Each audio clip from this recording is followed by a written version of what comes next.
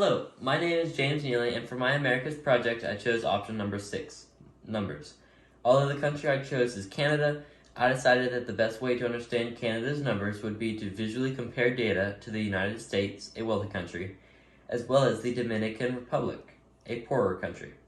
So, going forward, you'll hear me talking about Canada, the United States, as well as the Dominican Republic. All monetary values are in United States dollars. This graph is interesting. I chose the second largest country in the world, and I'm comparing it to a country that is hundreds of times smaller. The graph shows that Canada is larger than the United States, however only by a very small margin. And the Dominican Republic is so small that you can barely see it on the graph. Another very important statistic to discuss is a country's population. As a quick reminder, population is just the amount of people living in that country.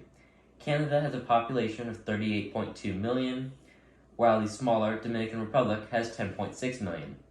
The much larger United States has 8.7 times as many people as Canada, at 331.9 million. This slide is the GDP, or the gross domestic product, for each country. The term GDP basically means the total value of goods produced and services provided in a country during 1 year. The graph shows that Canada's economy is a lot smaller than the United States. However, it is hundreds of times larger than the Dominican Republic's. Canada's GDP is $2 trillion. The United States' is 23 trillion. And the Dominican Republic's is, quote-unquote, only 94 billion. Roughly what this means is that Canada produces 9% as many goods as the United States. Next is the GDP per capita graph. GDP per capita is simply the GDP divided by the number of people. Canada has a very respectable GDP per capita at just under 46,000, which is roughly 2/3 of the United States. However, it is 2.5 times that of the Dominican Republic.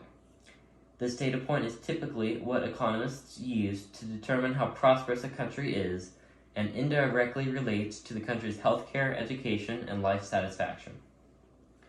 Now, you can't talk about how big an economy is without how much national debt it has. The United States of America is notorious for its insanely high debt of over $37 trillion. In comparison with the United States, Canada has very little debt at $2.2 trillion. The Dominican Republic, meanwhile, has a debt of $58 billion, which is about 1/40th of Canada's. Potentially more important than the sheer amount of debt is the debt to GDP ratio. Canada's ratio is 1.1 to 1, while the US is around 1.6 to 1, and the Dominican Republic is 0.6 to 1, the best of the three nations. Another interesting detail of a country is its life expectancy. Life expectancy is how long the average person lives in that country. As you can see from the slide, Canada actually has the best male and female life expectancy with 80 and 84 years respectively. In second place is the United States, with a male life expectancy of 76 and female life expectancy of 81. The Dominican Republic, being a far less developed country with less sophisticated healthcare, puts life expectancy at 71 for males and 77 for females. If we want to have a longer life, let's just live in Canada. This is the first slide that presents two different data points on it, one being inflation and the other unemployment. Inflation is a general increase in prices and fall in the purchasing value of money. It means that, for example, while last year you could buy an apple for $1, it now costs $1.10, despite being the exact same apple. Unemployment is generally in percent of the population.